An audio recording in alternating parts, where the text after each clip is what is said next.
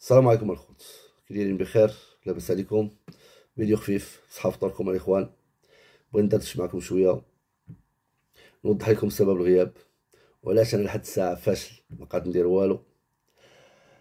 شنقول لكم الخوت، كيما عودتكم ديما يعني كنشعل الكاميرا ديالي وكنعاود لكم كاع داكشي اللي داز وداكشي اللي عشناه. يعني واخا الاراء كتختلف يعني عند بزاف ديال الناس، عشت شي حوايج زوينين الصراحه معكم في يوتيوب في هاد 3 سنين ونص تقريبا، دابا قربت نكمل 4 سنين، يعني من خلال الكونسيبت ديال السجن اللي اعتبروه البعض انه جزء من التفاهه. وانا بغيت نصلح هاد الامور اليوم، يعني بغيت ندقق معكم لي ديتاي ديال الكونسيبت ديالي، كيفاش بدا حتى كيفاش كنفكر. يعني شنقول لكم الاخوان، يعني هاد لاشين صراحه اللي عاونتني بزاف، يعني اكثر من اي واحد عاوناتو من خلال النصائح ديالي اللي قدمت من خلال هاد 3 سنين. انا عاودتني اكثر شنو هما الحوايج اللي كيقدروا يوقعوا ليه واللي كيقدر يتعرض ليهم واللي كيقدروا يخرجوه على حياته ويقدر يبدل حياته كاريمون. انا هاد المراحل دزت منها كامله الاخوان، يعني من الطفوله والمراهقه ومن المراهقه للسجن. السجن يعني بقيت شي واحد المده طويله بين الصراعات ديالي مع الامن، شي ما كان سهل الاخوان اقسم بالله. يعني راه ما نقولوش بديت من الصفر، يعني قل من الصفر الاخوان، اقسم بالله لا اقل من الصفر. علاش؟ لان انا نحاول ندير طيب معكم، نتوما عارفين انا كنشعل الكاميرا وكنهضر، كيبغيو يسمعوني كنهضر على هاد المشاكل وكيبغيو يحسوا بيا. مي بعض الله يهديهم كيبغيو يتنمروا، كيبغيو يستهزئوا، ولا كيبغيو يعتبروني بحال اللي كنكتب العطف للناس. وانا اطلاقا اقسم بالله كنبارطاجي الاكسبيريونس ديالي معكم. بالعكس، العطف والحنان والاحساس هذا من واجب ديالنا حنا كانسان، يعني تبادل المشاعر النقيه والزوينه وحب في الله. يعني هذا هو الانسان، هذا هو الاصل ديال الانسان في الحقيقه. فيما نتلاقى شي واحد تيقول لي انا راه من لي فانس ديالك الاولين وتبعتك في الاول اخي الياس فاش يلاه بديتي وكذا، وانا كنبقى نسترجع الذكريات. اقسم بالله العلي العظيم الا خارج من الحبس مدمر، راه نضاري باش خرجت، باش خلصت الرشوه وباش خلصت المحكمه وباش خلصت ديك المشاكل كلها اللي كنت بصح مظلوم فيها، اللي ما بغاتش تصلت ليا وما بغاتش تنسى ليا. اقسم بالله ضربت واحد 5 شهور باطل، عرفتي سدو عليا في سونطرال في العزله بحال الكلب، حق الله العظيم. علاش؟ حيت طلعت كنعبر على رأيي ديالي وكنهضر بحرقه وكنهضر على شي مشاكل كنعيش. 17 عام ولا 18 عام ديال الحبس، كلها خطيات اكراهات دوزت فيها حبس وعذاب، قطعتي فيها لحمك، جبتي فيها العروق ديالك، حليتي القرجوطه ديال عنقك ما حنيتيش في راسك، حاولتي تنتحر اكثر من 4 5 المرات في الحبس. باش داك العقوبات اللي نص فيها اقسم بالله الا كانت باطله على ود النفس. اودي راه اش غنقول لك، راه الحرقه هي اللي كتخليك تسكت وتحبس وتراجع نفسك. يمكن هاد الهضره اللي نقول لكم في هاد الفيديو ما عمري قلتها في شي فيديو، واخا انا كنت كنتكلم بحرقه وكنت كنتكلم بعصبيه على بزاف د الحوايج قاسيتهم. من 2017 2018 طلعت كنتكلم في واحد الفيديوهات، يعني كنتكلم على وضعيتي وكنتكلم على المشاكل اللي كانت واقعه ليا داخل المؤسسه السجنيه يعني وكنتكلم بواحد الاسلوب كنستهزأ، ما نقدرش نقول يعني ما كنتش في الحاله الطبيعيه ديالي الصراحه الاخوان. وبقيت كنهضر على الوضعيه ديال السجون، وهضرت على الرشوه والفساد وداكشي اللي كيوقع لداخل كامل، هضرت بواحد الطريقه استهزائيه. شنقول لكم الاخوان، ورطوني واحد الميل في المسخ قسما بالله. راه هضرت ولكن ما ديطايتش. يعني فاش بداو هاد الفيديوهات نزلوا عليا تقريبا شي 25,000 ولا 30,000 درهم ديال الاكراهات، يعني الخطيات ديال المحكمه. كل ساعه كيجيبوا لي 1000 درهم 5000 درهم 6000 درهم. بداو كيفراو فيا وانا يلاه بادي ويلاه خارج من الحبس وباغي نكون راسي وما عرفت شنو خصني ندير. اقسم بالله ما باغي نلجا للحرام. الاخوان الحرام راه قدام عيني كل ساعه كل دقيقه وكل ثانيه، راه ناعس ونجبد الفلوس الاخوان. ولكن انا مبغيتش نقلب على الحرام، مبغيتش نخالف القانون، مبغيتش ندخل في داك العالم، عالم مسخ ضيع لي حياتي وضيع لي مستقبلي وضيعت نص عمري في الحبس. اقسم بالله العلي العظيم وبغيت داكشي. دابا نلقى راسي فيه. ولكن لا، انا اللي حبست راسي. علاش بغيت نقول لكم هادشي؟ حبست راسي على هادشي كامل، واخا هاد المشاكل كلها اللي عشت معاهم اقسم بالله العظيم دوزت 5 شهور ديال العذاب.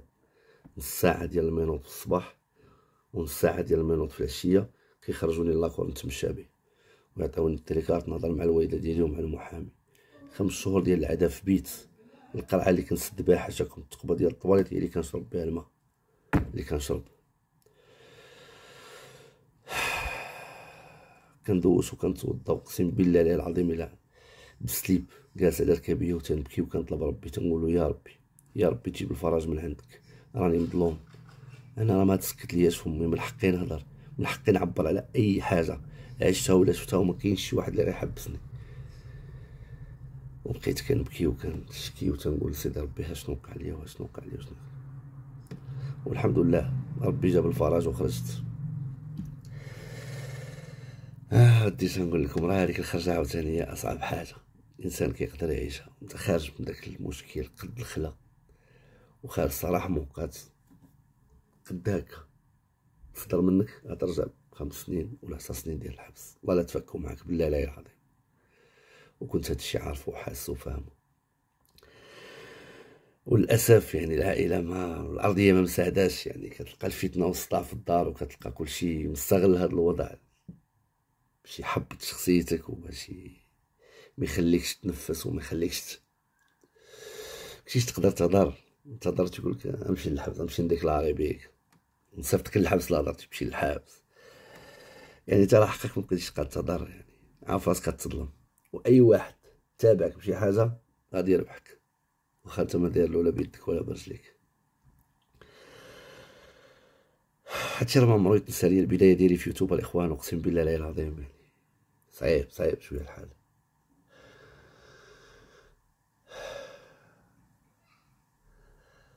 شنقول لكم الاخوان، اقسم بالله الا خارج بواحد الصاك كان عطى لي واحد السيد كادو، صيفطو ليا السجن داير فيه حويجات ديالي قسما بالله العظيم. جوج شرطات سروال صندالة 3 روز ديال الدوش ما عنديش يعني.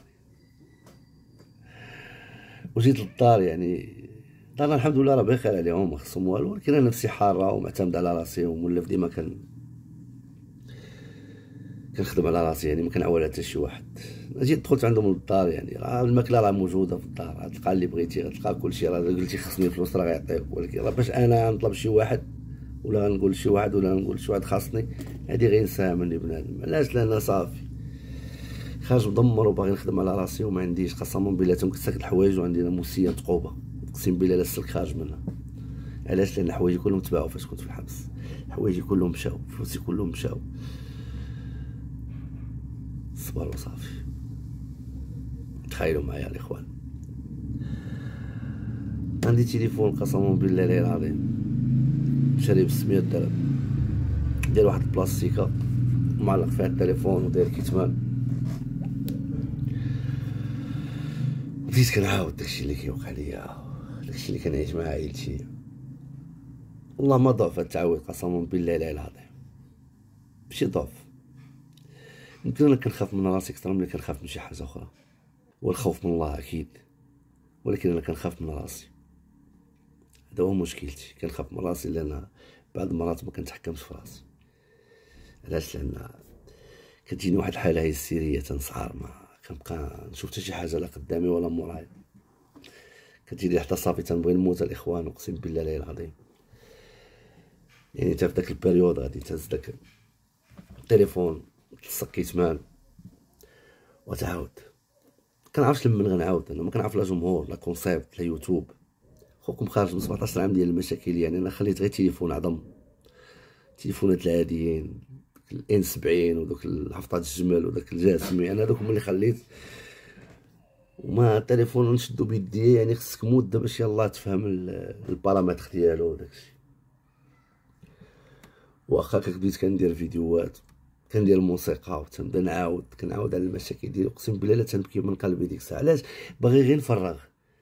علاش؟ بحال شي واحد الانسان نص عمرو كله دوزو جحيم وجاتو الحريه في واحد البيريود اللي بحال اللي ما تقبلها حتى واحد، يعني بحال اللي ما رضى بك حتى واحد، بحال اللي ما بغى حتى شي واحد يتقبل الفكره ديال انك دوزتي داك المشاكل كلها ورجعتي باغي تتوب وباغي تبدل. لان الانسان ملي كيدابز مع المخزن وكيبيع الحشيش ونوض ديما الصداع وديما سكران وديما مرون وتيمشي للحبس وتيدير الفضايح، شويه تيبدا يقرا كيتكالما كيتبدل. راه صعيب باش يثيق فيك الواحد، اقسم بالله العظيم راه صعيب. انا فاش خرجت من الحبس راه ما لقيت لا اللي يخدمني لا اللي يعطيني لا اللي يسلفني لا اللي يعقل عليا. تيشوفك انت صافي، انت راه تجبد الفلوس في ثانيه، وراه فعلا راه تجبدها في ثانيه، ولكن انت ما باغيش الحرام. والناس كاينش اللي غيعقل عليك، لا في اللي وقفتي معاهم ولا اللي مسلفهم ولا اللي تعاملتي معاهم ولا عائلتك، كاينش اللي غيعقل عليك. وخدم راسك نتايا خارج من الحبس ولحمك كله مشرق وكلك وشام وصمع. الياس قراري يعني بنادم كان قبيح وكان بزناس ومدوز الفلوس ومدوز، يعني اوتوماتيكمون بنادم تيخاف ما كيبغيش يتعامل معاك. كي غدير تعيش مع هاد الناس بقيمتك وبمكانتك وما تخالفش القانون، ترجع الثقه ديال الناس، ترجع تعيش حياتك طبيعيه. صعيب الاخوان صعيب.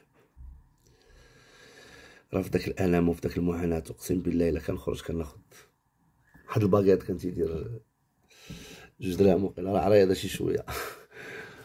راه كنعاود لكم كلشي الاخوان، صيامي حرام عليا، راه ما تنخبيش عليكم هادشي قسما بالله.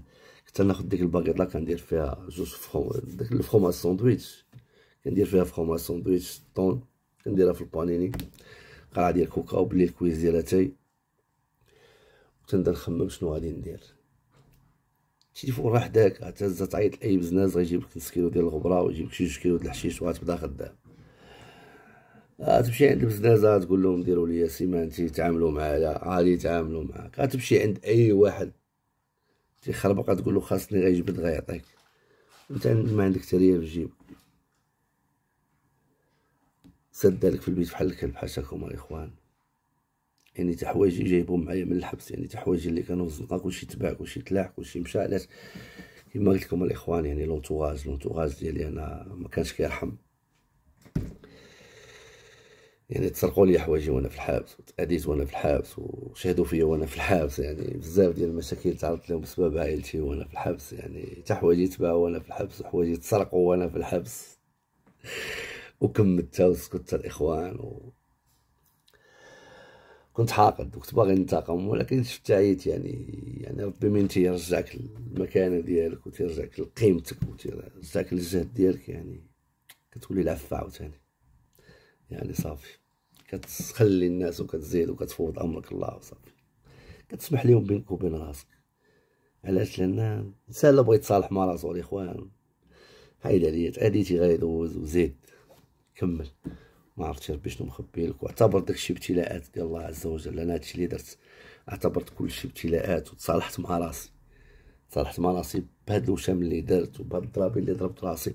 ندمت الاخوان، اقسم بالله العلي العظيم الا ندمت على كل حاجه درتها، ولكن عندي اليقين في الله عز وجل غيسمح لي وغيغفر لي على داكشي كله اللي درت، حيت ما شركتش به. اش نقول لكم الاخوان؟ حتى الفيديو الجاي ونكمل لكم القصه لنا بصح. باش تبدا خطوه بخطوه من الاستوديو الاول، تبدل الماتيريال وتاخذ الاستوديو الثاني وتحسن من الوضعيه ديالك، ترجع تعيش على الاقل الحمد لله بعيشه كريمه، ما يدق لك حد ما تيتسالك حد. فراه صعيب سيرتو في هاد البلاد الاخوان. يلا ما نزيدش نطول عليكم، تنبغيكم بزاف مع خوكم الياس قراري. حتى الفيديو الجاي ان شاء الله غندير لكم سبونطاني بحال هكا. غنحاول كل نهار غنطلع نناقش الموضوع اللي بديتو، غنكملو لكم في الفيديو الجاي ان شاء الله. يلا تنبغيكم بزاف وبصحه فطوركم الاخوان.